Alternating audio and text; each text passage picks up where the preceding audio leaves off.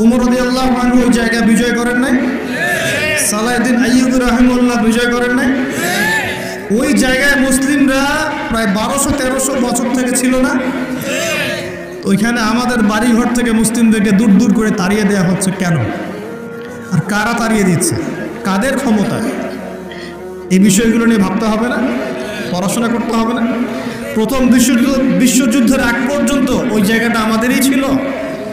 প্রথম বিশ্বযুদ্ধ হয়েছে 1914 থেকে 18 সালের মধ্যে। 1914 থেকে 18, এই যে এখন চলছে কত, 2023, এই যে 100 বছর হয়ে গেল। এই প্রথম বিশ্বযুদ্ধের সময় ব্রিটেন, নাম শোনেন না? ব্রিটিশরা এই যে আমাদের সাবকন্টিনেন্টে 200 বছর শাসন করেছিল। ইতিহাস পড়েন নাই? ইতিহাস পড়বেন কি? এখন তো ওই নীল বিদ্রোহের ইতিহাস নাই, হাজী শরীয়তুল্লাহর নামই নাই, তিতুমিরের নামও নাই, ফরায়েজি আন্দোলনের নামই নাই। ইতিহাস পড়বে কি আমাদের বাচ্চারা? নিজে একা একা ফিতনা থেকে বেঁচে থাকা যাবে না। ফিতনা থেকে বেঁচে থাকা যাবে না, দলিল কোরআনেই আছে। ওয়াত্তাকু ফিতনা ওয়াত্তাকু ফিতনাতান লা তুসিবান্নাল্লাযীনা যালামু মিনকুম খাসসা। আল্লাহ বলছেন তোমরা সেই ফিতনা থেকে বেঁচে থাকো। আল্লাহর কথা শোনেন, আল্লাহ পাক বলছেন তোমরা সেই ফিতনা থেকে বেঁচে থাকো যে ফিতনা শুধু জালেমদের উপর খাস করে আসবে না, মানে সবার উপরেই আসবে। বলেন তো, সুদের ফিতনা সবার উপরে আসে নাই? আসে নাই? এই যে এক সময় ঘুষটা খুব অপরাধ মনে করা হতো, যে ঘুষ ছি, মানুষ দেখলে কি, জানলে কি বলবো। আস্তে আস্তে আস্তে আস্তে ইউজ টু হয়ে গেলাম। এখন স্বাভাবিক হয়ে যাচ্ছে দিন দিন। হ্যাঁ, দেওয়াই লাগে, নেওয়াই লাগে। এখন ফতোয়া জিজ্ঞাসা করতেছে যে আমার যোগ্যতা ছিল আর এক ভাইয়ের যোগ্যতা ছিল না, তো এখন যদি আমি আমার যোগ্যতা বলে চাকরিটা পাওয়ার জন্য একটু ঘুষ দেই, জায়েজ হবে কি না? তখন আমার ফতোয়া দিচ্ছে হ্যাঁ জায়েজ হতে পারে। এই জায়গায় চলে আসছি আমরা, এখন ইউজ টু হয়ে গেছে। আগে একটা ছিল যে ধর্ষণ, অল্প কিছু হলে মানুষের মধ্যে একটা এগ্রেশন কাজ করতো, মানুষ বিচার চাইতো, মানুষ আন্দোলন করতো, অনেক কিছু করতো। আস্তে আস্তে ইউজ টু, হ্যাঁ হয়, দেশে 10-20টা হয় প্রতিদিন। আগে ছিল একজন ব্যক্তি যদি চুরি করতো খুব চক্ষু লজ্জা, চুরি করেছে কেউ জানলে কি হয়ে যাবে। এখন কোনো সমস্যা নাই, সবাই তো করতেইছে, সবাই তো চুরি চামারি করে, আমি করলে কি সমস্যা? আগে ব্যবসা করতো মানুষ, মাপে কম দিলে একটু চক্ষু লজ্জা কাজ করতো, কেউ দেখে ফেললে, জেনে ফেললে কি হবে না হবে। এখন সবাই করে, আমিও করি, মানে যে সবাই করে আমিও করে, আস্তে আস্তে সব ইউজ টু করে ফেলা হয়েছে। প্রথম ইস্যুগুলো নিয়ে মানুষ খুব উদ্বেগ ছিল, হ্যাঁ ওটা আমাদের জায়গা, এটা আমাদের ফেরাতে হবে, ফেরানোর চেষ্টা করতে হবে, ইত্যাদি ইত্যাদি। আস্তে আস্তে আচ্ছা ঠিক আছে, আস্তে আস্তে হ্যাঁ ঠিক আছে, ইউজ টু। ওদেরই তো, ওরা ওর শক্তিশালী, আমরা দুর্বল, এরকম হয়ে গেছে। আস্তে আস্তে এই যে অবস্থা, এতে করে শুধু এক শ্রেণীর মানুষ ইফেক্টেড হবে না, পুরো উম্মার সবাই ইফেক্টেড হবে। আস্তে আস্তে এই সমস্যাগুলোর ফলাফল আপনার আমার বাসার দরজায় যদি না আসছে, নাম বদলে ফেলবো ইনশাআল্লাহ। সবার দরজায় এই ফিতনাগুলো আসবে। এখন আমি একটা হাদিস শুধু আপনাদেরকে বলবো আজকে। এই একটা হাদিস থেকে আমি আলোচনা গুটিয়েও নিব এবং শেষের দিকে আমি কিছু স্পেশাল নসিহত করব আগামী রমজানের জন্য। কিসের জন্য? মনে আছে রমজানের কথা? এতটুকু যে আলোচনা শুনলেন, তাতে একটা জিনিস আপনার কাছে স্পষ্ট, যে পুরো বিশ্বের প্রেক্ষাপট কিন্তু ভালো না এবং মুসলিমদের অনুকূলে না। এই জায়গায় নাকে তেল দিয়ে সবাই ঘুমিয়ে যাবার, ইবাদত করবে, এই সুযোগটা নাই। এখন প্রথমে জ্ঞান অর্জন করতে হবে। কী করতে হবে? জ্ঞান অর্জন, তারপর সচেতনতা, তারপর বেশি বেশি আমল করা, নিজের হায়াতটাকে মূল্যায়ন করা। এরপর দরকার হবে আমার পরিবারটাকে আগে ঠিক করা। কী করা? আগে পরিবার ঠিক করা, নিজের পরিবারের জিম্মাদারি আগে, তারপরে আমার রিজিকের সোর্সটাকে হালাল করে তোলা। এরপরে আমি আমার সাধ্যমতো সৎ কাজে আদেশ করব, অসৎ কাজে নিষেধ করব এবং উম্মার মধ্যে বিভক্তি বাড়াবো না, ফিতনা বাড়াবো না, বরং সাধ্য থাকলে, ক্ষমতা থাকলে আমি এখানে প্রবলেম সলভ করার চেষ্টা করব। আর আমরা আপোষে একটা কান্ট্রির মধ্যে একে অপরের সাথে লড়াই সংঘাতে যাব না। যদি যাই তাহলে কি হবে? উভয়ের মাঝখানে ইউনিটি নষ্ট হয়ে যাবে, আমাদের শক্তি কমে যাবে, হাওয়া বেরিয়ে যাবে, যা ভালো আছে ওইটাও থাকবে না। আল্লাহ পাক আমাদের সবাইকে কথাগুলো একটু বোঝার তৌফিক দেন। সর্বপ্রথম আল্লাহর কাছে দোয়া করে আল্লাহ পাক যেন আমাদের সবাইকে জানা অনুযায়ী আমল করার তৌফিক দান করেন, এবং আমি যা বলছি তার উপর আগে আমাকে আমল করার তৌফিক দান করেন, এবং আপনাদের মধ্যে যারা বুদ্ধিদীপ্ত মানুষ তাদের কলমের মধ্যে কথাগুলো আল্লাহ পাক পৌঁছে দেন। একজন মানুষও যদি পুরো বিষয়গুলো বুঝতে পারে এবং তার দ্বারা যদি আগামীতে কোনো খেদমত হয়, আমি সফল, ইনশাআল্লাহ আমরা সফল। আমরা প্রত্যেকটা জায়গায় যদি একটা করে দিনের মার্কাজ প্রতিষ্ঠান গড়ে তুলি, প্রত্যেক জেলায় যদি একটা করেও এমন আলেম তৈরি হয়, একজন করেও, যে কোরআন সুন্নাহর জ্ঞানকে দিয়ে ওয়ার্ল্ডকে চ্যালেঞ্জ করতে পারে, আমরা সফল ইনশাআল্লাহ। এটাই যথেষ্ট। একজন ইমাম বুখারী রাহিমাহুল্লাহ এর ওস্তাদ বলতেন যে আমার এই দার্সের মধ্যে যদি এমন একজন ব্যক্তি বের হয় যে নবীর হাদিসগুলোকে মানে সহি জয়ীফ জাল এগুলোকে বাছাই করে সহিগুলোকে আলাদা করে ফেলবে, হ্যাঁ, আমার আজকের দার্স সফল। ইমাম বুখারী রাহিমাহুল্লাহর কলবে কলিজায় এই কথাটা এত দাগ কেটেছিল যে তিনি পরবর্তীতে সেই ছাত্র হয়ে দেখিয়েছেন। একজনই যথেষ্ট, ভালো নেতা একজন যথেষ্ট, তাই না? উমর রাদিয়াল্লাহু আনহু কয়জন ছিলেন? একজন না দুজন? আবু বকর কয়জন হয়েছে? উসমান কয়জন হয়েছে? আলী ইবনে আবি তালেব কয়জন? একজন যথেষ্ট। একজন কি পাওয়া যাবে আজকে ইনশাআল্লাহ? যে কথাগুলো বুঝবে এবং আমল করবে, অনেক জ্ঞান অর্জন করবে ইনশাআল্লাহ, আমল করবে, পরিবার করবে, হালাল খাবে এবং সুন্নতের উপর থাকবে, সত্যটাকে সত্য বলে স্পষ্ট করবে, কাউকে ভয় করবে না, মিথ্যাকে মিথ্যা বলে স্পষ্ট করবে, কাউকে ভয় করবে না, ফিতনা বাড়াবে না, কমানোর চেষ্টা করবে, ব্যক্তিত্বশীল হবে, ইসলামকে হাসি ঠাট্টার পাত্র বানাবে না, ব্যক্তিত্ব সম্পন্ন হবে এবং ইনশাআল্লাহ তাআলা সারা জীবনের লক্ষ্য স্থির করবে যে আমার জীবনের লক্ষ্য হচ্ছে আল্লাহর দ্বীনকে প্রচার করা, প্রসার ঘটানো, প্রতিষ্ঠার চেষ্টা করা। একজন পাওয়া যাবে ইনশাআল্লাহ? কে রাজি আছেন বলেন? বাকিরা রাজি নাই? আচ্ছা, আলহামদুলিল্লাহ, আল্লাহ পাক কবুল করুন বলি আমি। বিসমিল্লাহির রহমানির রহিম। এবার হাদিসটা শুনেন। নবী সাল্লাল্লাহু আলাইহি ওয়াসাল্লাম বলেছেন, বলেন সাল্লাল্লাহু আলাইহি ওয়াসাল্লাম, নবী সাল্লাল্লাহু আলাইহি ওয়াসাল্লাম বলেছেন, সাবআতুন, 7 শ্রেণীর মানুষ আছে। কয় শ্রেণী? আমার সাথে একটু মনোযোগ দেন, এটা আমাদের লেকচারের মূল জায়গা। 7 শ্রেণীর মানুষ আছে। কত শ্রেণী? সাবআতুন ইউজিল্লুহুমুল্লাহু তাআলা ফি জিল্লিহি, আল্লাহ পাক এই 7 শ্রেণীকে আল্লাহর ছায়ায় ছায়া দিবেন, মানে আল্লাহ পাকের আরশের ছায়ায় ছায়া দিবেন। ইয়াউমা লা জিল্লা ইল্লা জিল্লুহ, যেদিন এই ছায়া ছাড়া অন্য কোনো ছায়া থাকবে না। বলেন সুবহানাল্লাহ। কত শ্রেণী? আমি জানি হাদিসটা আপনারা আগেও শুনেছেন, তা আজকে নতুনভাবে শেখেন। কয় শ্রেণী? 7 শ্রেণী। কোথায় ছায়া পাবে? আরশের ছায়া। ওই দিন অন্য কোনো ছায়া থাকবে না। এই ছায়া ছায়া পাবে মানে সে কি জান্নাতি না জাহান্নামী? তার কোনো টেনশন হবে? কোনো হিসাব নিকাশের টেনশন, কোনো ভয়, কোনো কিয়ামতের বিভীষিকা কিচ্ছু না। একদম সুকুন, ইতমিনাল, একদম নিরাপদ। আচ্ছা, 1 নাম্বার, আগে সিরিয়াল ওয়াইজ বলি তারপর আপনাকে বোঝাচ্ছি। 1 নাম্বার হচ্ছেন ইমামুল আদিল। কি নাম?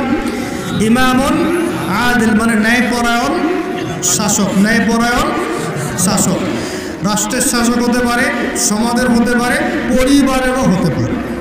যেখানে যে দায়িত্বশীল তাকেই তার দায়িত্বশীল বলা হয়।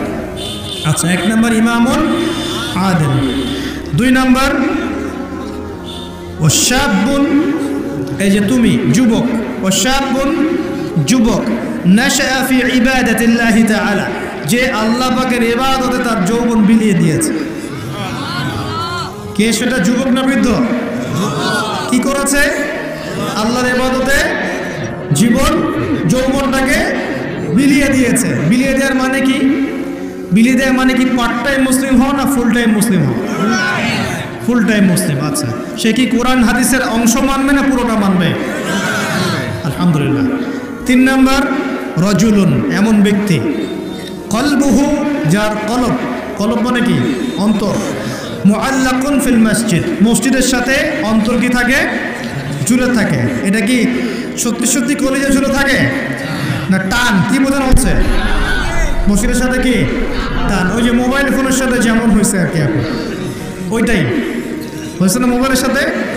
এখন রাজুলুন কলবুহু মুআল্লাকুম বিল মোবাইল, এখন হয়েছে এরকম যে এমন ব্যক্তি যার অন্তর কি হয় মোবাইলের সাথে ঝুলে থাকে না। সবার আমার সহ সবার ফোন সার্চ করলে দেখা যাবে যে আমরা লাস্ট হতে 1 ঘন্টা 2 ঘন্টা আগে লাস্ট টাইম আমরা হোয়াটসঅ্যাপ চেক করেছি, ফেসবুক চেক করেছি, আমরা ইউটিউব চেক করেছি। কিন্তু যদি আমল নামা দেখা হয়, দেখা যাবে লাস্ট 1 মাসেও কোরআন চেক করে নাই, লাস্ট 2 মাসেও হাদিসের একটা বই খুলে দেখে না। আল্লাহ পাক আমাদেরকে বোঝার তৌফিক দান করুন, এইরকম খারাপ বদভ্যাস থেকে বেরিয়ে আসার তৌফিক দান করুন। এখানে 3 নাম্বার, সেই ব্যক্তি যার কলব কোথায় ঝুলে থাকে? মসজিদে, মানে মসজিদের সাথে টান, জামাতে নামাজ পড়ার ব্যাপারে আগ্রহ থাকে। 4 রাজুলান, 2 ব্যক্তি। কয় ব্যক্তি?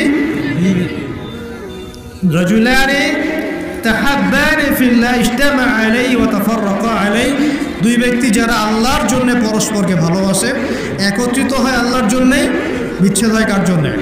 আল্লাহর জন্য। আচ্ছা, বুঝাচ্ছি একটু পরে, সেটা বলে নেই। 5 নাম্বারকে ওয়ারাজুলুন, আরেকজন ব্যক্তি।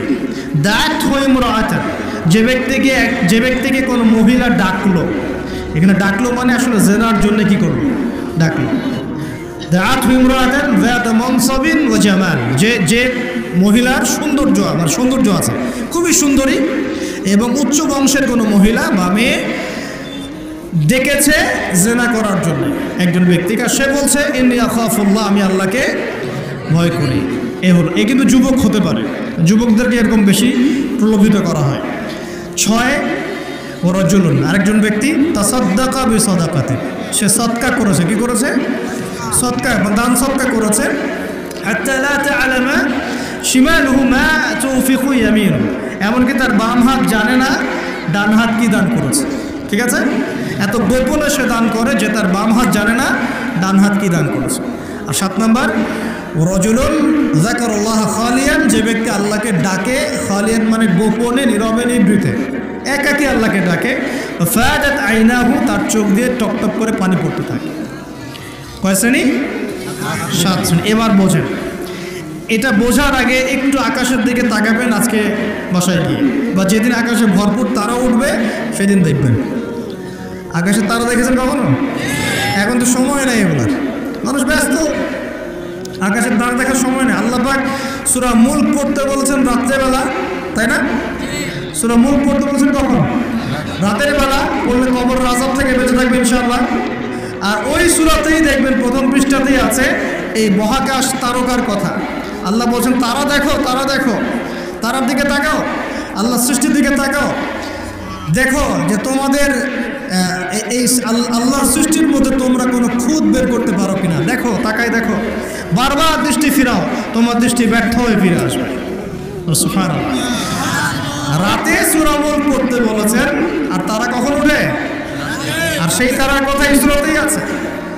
মেলাতে পারছেন? সুবহানাল্লাহ। চিন্তা করেছেন? এখন এখান থেকে হাদিসে আসতেছে, আকাশের তারাগুলো দেখবেন, দেখে মনে হবে যে হয়তো বিক্ষিপ্ত হয়ে আছে, আসলে বিক্ষিপ্ত না। প্রত্যেকটা তারার সাথে প্রত্যেকটা তারার একটা গাণিতিক মিল আছে, এটা জ্যামিতিক মিল আছে। তোমরা কি জ্যামিতি পড়ছো না? ত্রিকোণমিতি, পরিমিতি এগুলো পড়ছো না? দেখবা তারা থেকে তারা তুমি চমৎকার কিছু শেপ এবং ম্যাথামেটিক্যাল ফাংশন বের করতে পারো। দূরত্ব, ডিস্টেন্স, এক তারা থেকে আরেক তারার ডিস্টেন্স, ওই থেকে আরেকটা ডিস্টেন্স, আরেকটা থেকে আরেকটা ডিস্টেন্স, সেম পাবা, সমান পাবা, চোখ দিয়ে দেখতে পারবা। তুমি ছোট পরিসরও দেখতে পারবা যে তারাগুলোর মধ্যে একটা গাণিতিক মিল আছে। আর চোখটাকে যদি বড় করো, আকাশটাকে আরও বড় করো, দেখবে বড় পরিসরও দেখতে পারবা। ঠিক যেমন কোরআনের সূরাগুলো এবং হাদিসগুলোকে যদি এবং কোরআনের সূরাগুলোকে, আয়াতগুলোকে যদি এভাবে তারার মতো করে মেলানো যায়, একটার সাথে আরেকটা, হেদায়েত খুঁজে পাওয়া যায়। কি পাওয়া যায়? ঠিক একইভাবে হাদিসগুলোকে যদি একটার সাথে একটা মেলানো হয়, তখন একটা সুন্দর হেদায়েত বের হয়ে আসে। একটা এক্সাম্পল দিলে বুঝতে পারবো। ইসলাম, আল্লাহ পাক বলছেন সূরা মাইদার 3 নম্বর আয়াতে ইসলামকে পরিপূর্ণ করেছে। কি করেছি? ইসলামকে পরিপূর্ণ করেছে। আবার আল্লাহ পাক বলছেন সূরা আলে ইমরানে গিয়ে, এই পরিপূর্ণ দিন বাদ দিয়ে কি তোমরা অন্য কোনো দিন তালাশ করছো? আবার আল্লাহ পাক সূরা আলে ইমরানের শুরুর দিকে নিয়ে গিয়ে বলছেন এই পরিপূর্ণ দিনই আল্লাহর কাছে একমাত্র দিন। মানে একটার সাথে একটা মেলাবেন, আপনি ডটগুলো মেলালেই আপনি একটা রেজাল্ট পাবেন আর কি, যে কোনো মাসালায়, যে কোনো মাসালা, যে কোনো বিষয়।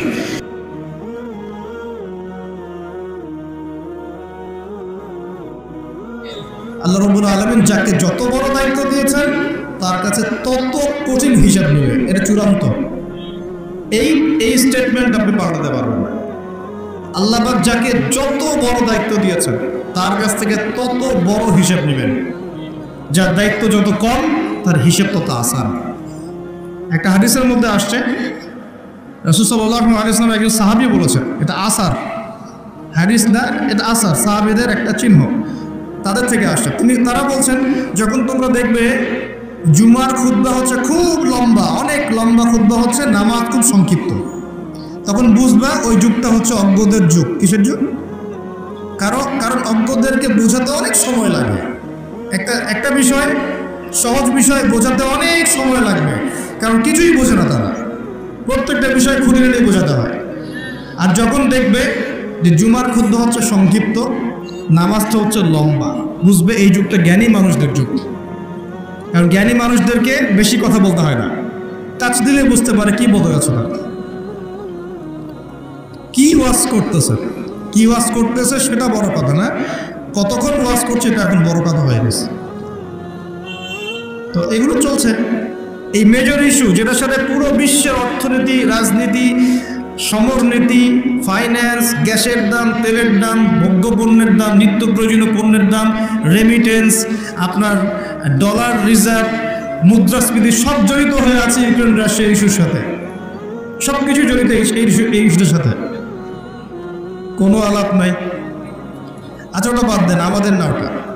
এখন টাটকা ইস্যু চলছে কোরআন পুড়িয়ে দেয়া, চলছে না? পশ্চিমারা কোরআন পুড়িয়ে দিচ্ছে। কোরআনের প্রতি এত ক্ষোভ কেন? কেন পোড়াচ্ছেন? এটা কি ওদের বাক স্বাধীনতা? এখন কি মানবতা বিরোধী অপরাধ হচ্ছে না? এটা সন্ত্রাসবাদ নয়? এটা কি নব্য সাদা চামড়ার নয়? এটা কি ব্লাসফেমি নয়? ধর্ম অবমাননা নয়? এই কাজটা যদি আমরা করতাম, আমরা যদি আল্লাহ না করুক, আমরা তো করবো না, কারণ আমরা এসবে যাই না। আমাদের মধ্যে কোনো মুসলিম ভাই আল্লাহ না করুক যদি অন্য কোনো ধর্মগ্রন্থ পোড়াতো, তাহলে আপনার কি মনে হয় অবস্থা এমন থাকতো? টুটি চিপে ধরতো, কলার চিপে ধরতো। তো এখন কিছু হয় না, এখন ব্লাসফেমি হয় না, মানবতার বিরোধী অপরাধ হয় না, এটা সন্ত্রাসবাদ না, এটা জঙ্গিবাদ না? তারা যে সারা বিশ্বে প্রত্যেক মুসলিম কান্ট্রিতে লক্ষ লক্ষ মুসলিম ভাই বোনদেরকে হত্যা করছে, এটা জঙ্গিবাদ না? এটা সন্ত্রাসবাদ না? ওরা তো ছেলেতে বিয়ে করে, নেকটা হয়ে ঘোরাফেরা করে, উলম্ব হয়ে ঘোরাফেরা করে। ওদের সমাজে এক একটা মেয়ে বিয়ের আগে 10 বার করে সেক্স করে কমপক্ষে। এক একটা ছেলে বিয়ের আগে 10-20টা মেয়ের সাথে সাতভোগ করে। ওরা আমাদেরকে শেখায় এখন সভ্যতা কাকে বলে, ওরা আমাদেরকে শেখায় জ্ঞান কীভাবে শিখতে হবে, ওরা আমাদেরকে যে মতবাদ শেখায় আমরা সেটা কাটপেস্ট করে প্রয়োগ করি। সব কিছু ওদের থেকে আসতেছে আমাদের। আমরা আমাদের গায়রত, কোরআন এবং সুন্নাহ আদর্শ হারিয়ে ফেললাম, এতই দুর্বল হয়ে গেলাম। একটা সময় মুসলিমরা পুরো বিশ্বকে নেতৃত্ব দিত, মানে আমরা যদি বিশ্বের কোনো দেশকে বলতাম ওঠো, ওরা উঠতো, বসতো, বলতাম বসো, বসতো। এই জায়গায় আমরা ছিলাম একদিন 2 দিন না, প্রায় 1200 বছর। কত বছর? 1200 বছর। এই জেনারেশন কি এই কথাটা জানে সত্যি? এই জেনারেশনের কত % মানুষ এটা জানে? কত % যুবক এটা জানে যে আমাদের শেকড় কোথায়? এই উপমহাদেশে ইসলাম কিভাবে এসেছে, ইউরোপে ইসলাম কিভাবে গেছে, ওরা কিভাবে ইসলাম বিদ্বেষী হলো, কয়টা ক্রুসেড হয়েছে, কয়টা ক্রুসেড তারা লঞ্চ করেছিল, কতবার তারা আমাদের উপর আক্রমণ করেছে, কেন তারা পুরো বিশ্ব জুড়ে মুসলিমদেরকে আজকে মেরে ফেলতে চায়, ডমিনেট করতে চায়, কেন চায়, উদ্দেশ্য কি ওদের, কেন কোরআন পুড়িয়ে দিচ্ছে, এর সাথে কি শত্রুতা? আল্লাহ পাক কোরআনকে বলছেন যে ওয়ালাকাদ সাররাফনা ফি হাযাল কুরআন লিন-নাস মিন কুল্লি মাসাল, আমি এই কোরআনের মধ্যে মানব জাতির জন্য সমস্ত বিষয় বর্ণনা করেছে বলে সুবহানাল্লাহ। আল্লাহ পাক বলছেন ওয়া নাযালনা আলাইকাল কিতাব, হে নবী আমি তোমার প্রতি এমন কিতাব নাযিল করেছি তিবিয়ানান লিকুল্লি শাই, যে কিতাবটা প্রতিটা বিষয়কে ব্যাখ্যা করবে। হুদা ও রহমাতান, এটা হেদায়েত এবং এটা রহমত। ওয়া বুশরা লিল মুসলিমিন, মুসলিমদের জন্য এটা বুশরা, সুসংবাদ। তাই এত সুসংবাদে পরিপূর্ণ বইটাকে কেন পড়াচ্ছে তারা? কার প্রতি বিদ্বেষ? কেন কোরআনকে সহ্য করতে পারছে না? কারণ কোরআন ওদের সমকামিতার বিরুদ্ধে, কোরআন ওদের সুদের বিরুদ্ধে, কোরআন ওদের জুলুমের বিরুদ্ধে। কোরআন পৃথিবীর সমস্ত জুলুমের বিরুদ্ধে দাঁড়িয়ে যাবে। কোরআন পর্নোগ্রাফির বিরুদ্ধে, কোরআন এই জিনার বিরুদ্ধে, কোরআন ওদের সমস্ত নোংরামির বিরুদ্ধে। এই কারণেই কোরআনের সাথে এত শত্রুতা। ওরা সারা বিশ্ব জুড়ে চুরি আর ডাকাতি করছে, কোরআন তার বিরুদ্ধে। সারা বিশ্ব জুড়ে শিরক ছড়িয়ে দিচ্ছে, কোরআন তার বিরুদ্ধে। সারা বিশ্বরা মতবাদ ছড়িয়ে দিচ্ছে যে আল্লাহর পুত্র আছে ঈসা আলাইহিস সালাম, নাউযুবিল্লাহ, কোরআন তার বিরুদ্ধে। তারা মুহাম্মদ সাল্লাল্লাহু আলাইহি ওয়াসাল্লাম এবং তার সুন্নতকে অস্বীকার করে, কোরআন তার পক্ষে। কোরআনে বলা হচ্ছে যে আল্লাহর জমিনে আল্লাহ পাকের দ্বীনটা প্রতিষ্ঠা করতে হবে, ওরা তার বিপক্ষে। এই সমস্ত কারণে ওরা কোরআনকে জ্বালিয়ে দিতে চায়। এখন কোরআনে কখনো বলা আছে নিরপরাধ কোনো মানুষকে হত্যা করতে হবে? এইরকম একটা কিতাবকে তারা কেন পড়াচ্ছে? এই শুনে কতগুলো ওয়াজ মাহফিল শুনেছেন, কয়টা প্রশ্ন শুনেছেন? সমস্যা আমাদের মধ্যেও, সমস্যা আপনাদের মধ্যেও, সমস্যা অডিয়েন্সের মধ্যেও, সমস্যা যে স্পিচ দিচ্ছে তার মধ্যেও। আমরা কেউই পারফেক্ট না। আমরা সবাই আমাদের জায়গা থেকে খেয়ানত করছি। আমরা সবাই যার যার জায়গা থেকে আমানতের খেয়ানত করছি।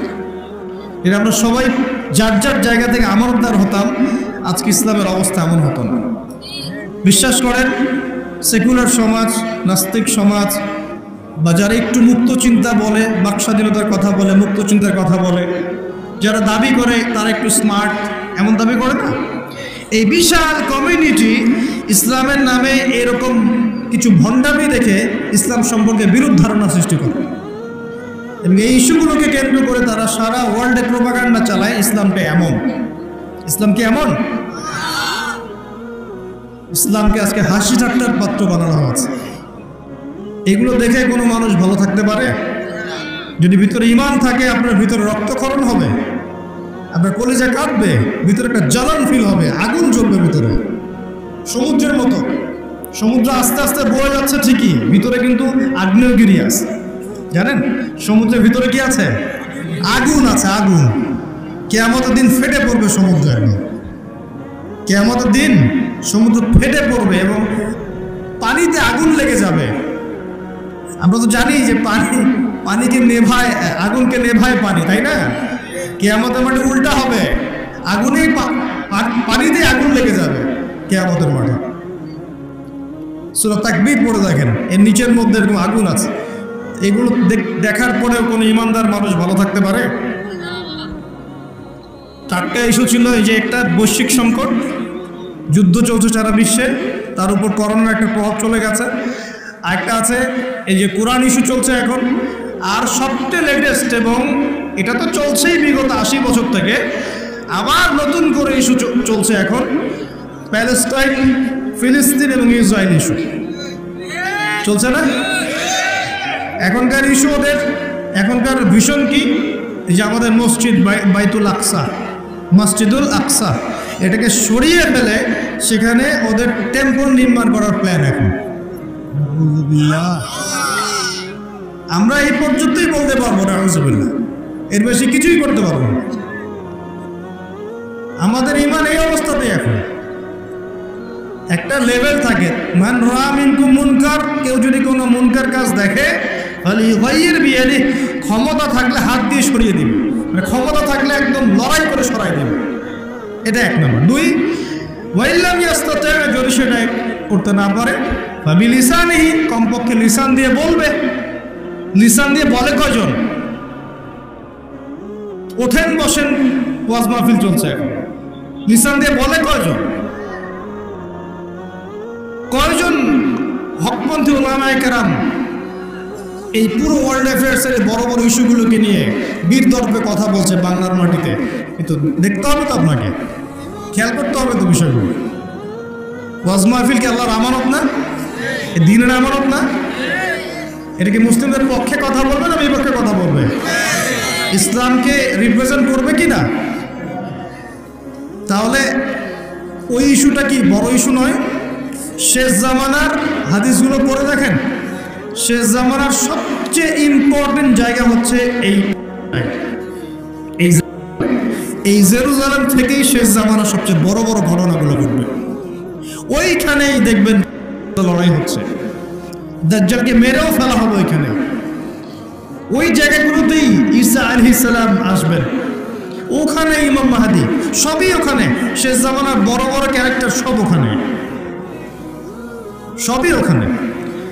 এমনকি যে বাহিনীর কথা বলা হয়েছে শেষ জামানায়, একটা বাহিনী, আল্লাহর সেনাবাহিনী লড়তে লড়তে লড়তে লড়তে ওই জেরুজালেম পর্যন্ত চলে যাবে। পৃথিবীর কোনো শক্তি ওদেরকে দমন করতে পারবে না। এটাও হাদিসে আসছে। এমনকি এমনও হাদিসে আসছে যে লাতুকাতিলুন্নাল ইয়াহুদ, তোমরা ইহুদদের সাথে যুদ্ধ করবে, নবীজি বলেছেন।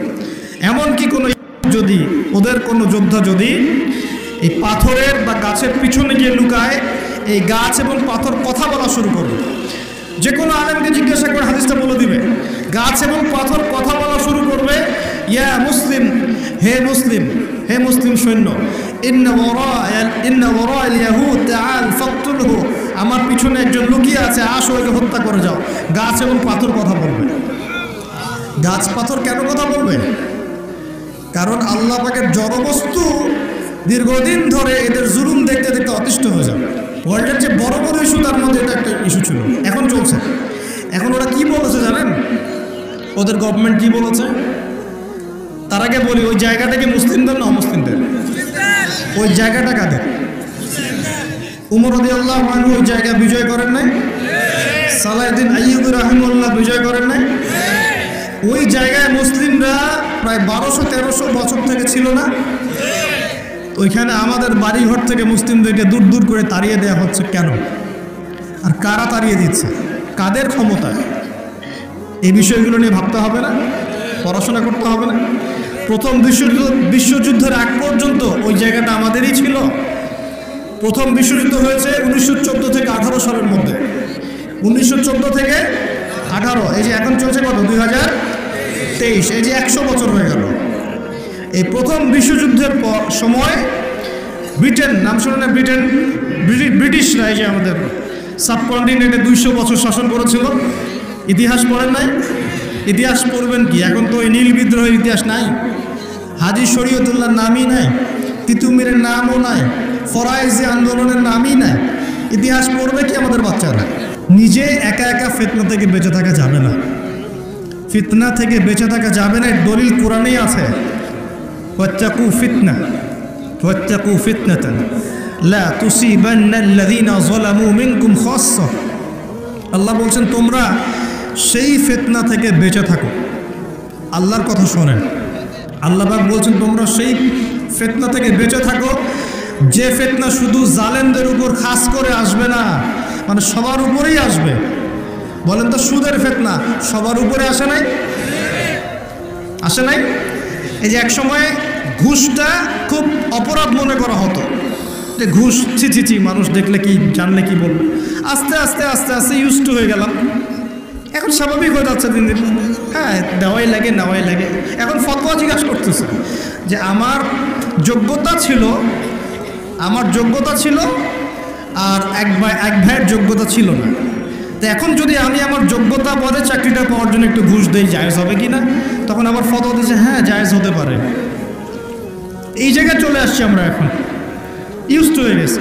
আগে একটা ছিল যে ধর্ষণ, অল্প কিছু হলে মানুষের মধ্যে একটা এগ্রেশন কাজ করতো, মানুষ বিচার চাইতো, মানুষ আন্দোলন করতো, অনেক কিছু করতো। আস্তে আস্তে ইউজ টু, হ্যাঁ হয়, দেশে 10-20টা হয় কোথাদিন। আগে ছিল একজন ব্যক্তি যদি চুরি করতো, খুব চক্ষু লজ্জা, চুরি করেছে কেউ জানলে কি হয়ে যাবে। এখন কোনো সমস্যা নাই, সবাই তো করতেইছে, সবাই তো চুরি চামারি করে, আমি করলে কি সমস্যা? আগে ব্যবসা করতো মানুষ, মাপে কম দিলে একটু চক্ষু লজ্জা কাজ করতো, কেউ দেখে ফেললে, জেনে ফেললে কি হবে না হবে। এখন সবাই করে, আমিও করি, মানে এই যে সবাই করে আমিও করে, আস্তে আস্তে সব ইউজ টু করে ফেলা হয়েছে। প্রথম ইস্যুগুলো নিয়ে মানুষ খুব উদ্বেগ ছিল। হ্যাঁ, ওটা আমাদের জায়গা, এটা আমাদের ফেরাতে হবে, ফেরানোর চেষ্টা করতে হবে, ইত্যাদি ইত্যাদি। আস্তে আস্তে আচ্ছা ঠিক আছে, আস্তে আস্তে হ্যাঁ ঠিক আছে, ইউজ টু, ওদেরই তো, ওরা শক্তিশালী, আমরা দুর্বল, এরকম হয়ে গেছে। আস্তে আস্তে এই যে অবস্থা, এতে করে শুধু এক শ্রেণীর মানুষ ইফেক্টেড হবে না, পুরো উম্মার সবাই ইফেক্টেড হবে। আস্তে আস্তে এই সমস্যাগুলোর ফলাফল আপনার আমার বাসার দরজায় যদি না আসছে, নাম বদলে ফেলবো ইনশাআল্লাহ। সবার দরজায় এই ফিতনাগুলো আসবে। এখন আমি একটা হাদিস শুধু আপনাদেরকে বলবো আজকে। এই একটা হাদিস থেকে আমি আলোচনা গুটিয়েও নিব এবং শেষের দিকে আমি কিছু স্পেশাল নসিহত করব আগামী রমজানের জন্য। কিসের জন্য? মনে আছে রমজানের কথা? এতটুকু যে আলোচনা শুনলেন, তাতে একটা জিনিস আপনার কাছে স্পষ্ট, যে পুরো বিশ্বের প্রেক্ষাপট কিন্তু ভালো না এবং মুসলিমদের অনুকূলে না। এই জায়গায় নাকে তেল দিয়ে সবাই ঘুমিয়ে যাওয়ার ইবাদত করবে, এই সুযোগটা নাই। এখন প্রথমে জ্ঞান অর্জন করতে হবে। কী করতে হবে? জ্ঞান অর্জন, তারপর সচেতনতা, তারপর বেশি বেশি আমল করা, নিজের হায়াতটাকে মূল্যায়ন করা। এরপর দরকার হবে আমার পরিবারটাকে আগে ঠিক করা। কী করা? আগে পরিবার ঠিক করা, নিজের পরিবারের জিম্মাদারি আগে। তারপরে আমার রিজিকের সোর্সটাকে হালাল করে তোলা। এরপরে আমি আমার সাধ্যমতো সৎ কাজে আদেশ করব, অসৎ কাজে নিষেধ করব এবং উম্মার মধ্যে বিভক্তি বাড়াবো না, ফিতনা বাড়াবো না, বরং সাধ্য থাকলে, ক্ষমতা থাকলে আমি এখানে প্রবলেম সলভ করার চেষ্টা করব। আর আমরা আপোষে একটা কান্ট্রির মধ্যে একে অপরের সাথে লড়াই সংঘাতে যাব না। যদি যাই তাহলে কি হবে? উভয়ের মাঝখানে ইউনিটি নষ্ট হয়ে যাবে, আমাদের শক্তি কমে যাবে, হাওয়া বেরিয়ে যাবে, যা ভালো আছে ওইটাও থাকবে না। আল্লাহ পাক আমাদের সবাইকে কথাগুলো একটু বোঝার তৌফিক দেন। সর্বপ্রথম আল্লাহর কাছে দোয়া করে আল্লাহ পাক যেন আমাদের সবাইকে জানা অনুযায়ী আমল করার তৌফিক দান করেন এবং আমি যা বলছি তার উপর আগে আমাকে আমল করার তৌফিক দান করেন এবং আপনাদের মধ্যে যারা বুদ্ধিদীপ্ত মানুষ, তাদের কলবের মধ্যে কথাগুলো আল্লাহ পাক পৌঁছে দেন। একজন মানুষও যদি পুরো বিষয়গুলো বুঝতে পারে এবং তার দ্বারা যদি আগামীতে কোনো খেদমত হয়, আমি সফল ইনশাআল্লাহ, আমরা সফল। আমরা প্রত্যেকটা জায়গায় যদি একটা করে দিনের মার্কাজ প্রতিষ্ঠান গড়ে তুলি, প্রত্যেক জেলায় যদি একটা করেও এমন আলেম তৈরি হয়, একজন করেও, যে কোরআন সুন্নাহর জ্ঞানকে দিয়ে ওয়ার্ল্ডকে চ্যালেঞ্জ করতে পারে, আমরা সফল ইনশাআল্লাহ। এটাই যথেষ্ট। একজন ইমাম বুখারী রাহিমাহুল্লাহ এর ওস্তাদ বলতেন যে আমার এই দার্সের মধ্যে যদি এমন একজন ব্যক্তি বের হয় যে নবীর হাদিসগুলোকে মানে সহি জয়ীফ জাল এগুলোকে বাছাই করে সহিগুলোকে আলাদা করে ফেলবে, হ্যাঁ, আমার আজকের দার্স সফল। ইমাম বুখারী রাহিমাহুল্লাহর কলবে কলিজায় এই কথাটা এত দাগ কেটেছিল যে তিনি পরবর্তীতে সেই ছাত্র হয়ে দেখিয়েছেন।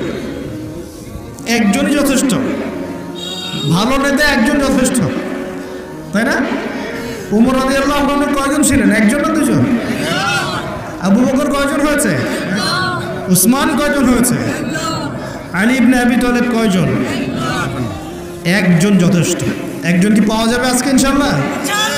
যে কথাগুলো বুঝবে এবং আমল করবে, অনেক জ্ঞান অর্জন করবে ইনশাআল্লাহ, আমল করবে, পরিবার করবে, হালাল খাবে এবং সুন্নতের উপর থাকবে, সত্যটাকে সত্য বলে স্পষ্ট করবে, কাউকে ভয় করবে না, মিথ্যাকে মিথ্যা বলে স্পষ্ট করবে, কাউকে ভয় করবে না, ফিতনা বাড়াবে না, কমানোর চেষ্টা করবে, ব্যক্তিত্বশীল হবে, ইসলামকে হাসি ঠাট্টার পাত্র বানাবে না, ব্যক্তিত্ব সম্পন্ন হবে এবং ইনশাআল্লাহ তাআলা সারা জীবনের লক্ষ্য স্থির করবে যে আমার জীবনের লক্ষ্য হচ্ছে আল্লাহর দ্বীনকে প্রচার করা, প্রসার ঘটানো, প্রতিষ্ঠার চেষ্টা করা। একজন পাওয়া যাবে ইনশাআল্লাহ? কে রাজি আছেন বলেন? বাকিরা রাজি নাই? আচ্ছা, আলহামদুলিল্লাহ, আল্লাহ পাক কবুল করুন বলি আমি। বিসমিল্লাহির রহমানির রহিম। এবার হাদিসটা শুনেন। নবী সাল্লাল্লাহু আলাইহি ওয়াসাল্লাম বলেছেন, বলেন সাল্লাল্লাহু আলাইহি ওয়াসাল্লাম,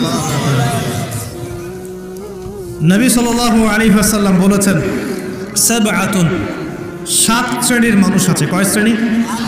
আমার সাথে একটু মনোযোগ দেন, এটা আমাদের লেকচারের মূল জায়গা। 7 শ্রেণীর মানুষ আছে। কত শ্রেণী? সাবআতুন ইউজিল্লুহুমুল্লাহু তাআলা ফি জিল্লিহি, আল্লাহ পাক এই 7 শ্রেণীকে আল্লাহর ছায়ায় ছায়া দিবেন, মানে আল্লাহ পাকের আরশের ছায়ায় ছায়া দিবেন। ইয়াউমা লা যিল্লা ইল্লা যিল্লুহ, যেদিন এই ছায়া ছাড়া অন্য কোনো ছায়া থাকবে না। বলেন সুবহানাল্লাহ। কত শ্রেণী? আমি জানি হাদিসটা আপনারা আগেও শুনেছেন, তা আজকে নতুনভাবে শেখেন। কয় শ্রেণী? 7 শ্রেণী। কোথায় ছায়া পাবে? আরশের ছায়া। ওই দিন অন্য কোনো ছায়া থাকবে না। এই ছায়া ছায়া পাবে মানে সে কি জান্নাতি না জাহান্নামী? তার কোনো টেনশন হবে? কোনো হিসাব নিকাশের টেনশন, কোনো ভয়, কোনো কিয়ামতের বিভীষিকা কিচ্ছু নাই। একদম সুকুন, ইতমিনান, একদম নিরাপদ। আচ্ছা, 1 নাম্বার, আগে সিরিয়াল ওয়াইজ বলি, তারপর আপনাকে বোঝাচ্ছি। 1 নাম্বার হচ্ছেন ইমামুল আদিল। কি নাম? ইমামুল আদিল, মানে ন্যায়পরায়ণ শাসক। ন্যায়পরায়ণ শাসক। রাষ্ট্রের শাসক হতে পারে, সমাজের হতে পারে, পরিবারেরও হতে পারে। যেখানে যে দায়িত্বশীল তাকেই তার দায়িত্বশীল বলা হয়। আচ্ছা, 1 নাম্বার ইমামুল আদিল। 2 নাম্বার ওয়াশাবুন, এই যে তুমি যুবক, ওয়াশাবুন যুবক, নাশআ ফি ইবাদাতিল্লাহি তাআলা, যে আল্লাহ পাকের ইবাদতে তার যৌবন বিলিয়ে দিয়েছে। কে সেটা? যুবক না বৃদ্ধ? কি করেছে? আল্লাহর ইবাদতে জীবন যৌবনটাকে বিলিয়ে দিয়েছে। বিলিয়ে দেওয়ার মানে কি? বিলিয়ে দেওয়ার মানে কি পার্ট টাইম মুসলিম হও না ফুল টাইম মুসলিম হও? ফুল টাইম মুসলিম। আচ্ছা, সে কি কোরআন হাদিসের অংশ মানবে না পুরোটা মানবে? আলহামদুলিল্লাহ। 3 নাম্বার রজুলুন, এমন ব্যক্তি, কলবুহু, যার কলব, কলব মানে কি? অন্তর, মুআল্লাকুন ফিল মসজিদ, মসজিদের সাথে অন্তর কি থাকে? ঝুলে থাকে। এটা কি সত্যি সত্যি কলেজে ঝুলে থাকে না টান? কি বোঝানো হচ্ছে? মসজিদের সাথে কি টান? ওই যে মোবাইল ফোনের সাথে যেমন হয়েছে আর কি, এখন ওইটাই হয়েছে না মোবাইলের সাথে। এখন রজুলুন কলবুহু মুআল্লাকুন বিল মোবাইল, এখন হয়েছে এরকম যে এমন ব্যক্তি যার অন্তর কি হয়? মোবাইলের সাথে ঝুলে থাকে, থাকে না? সবার, আমার সহ সবার ফোন সার্চ করলে দেখা যাবে যে আমরা লাস্ট হতে 1 ঘন্টা 2 ঘন্টা আগে লাস্ট টাইম আমরা হোয়াটসঅ্যাপ চেক করেছি, ফেসবুক চেক করেছি, আমরা ইউটিউব চেক করেছি। কিন্তু যদি আমল নামা দেখা হয়, দেখা যাবে লাস্ট 1 মাসেও কোরআন চেক করে নাই, লাস্ট 2 মাসেও হাদিসের একটা বই খুলে দেখে নেয়।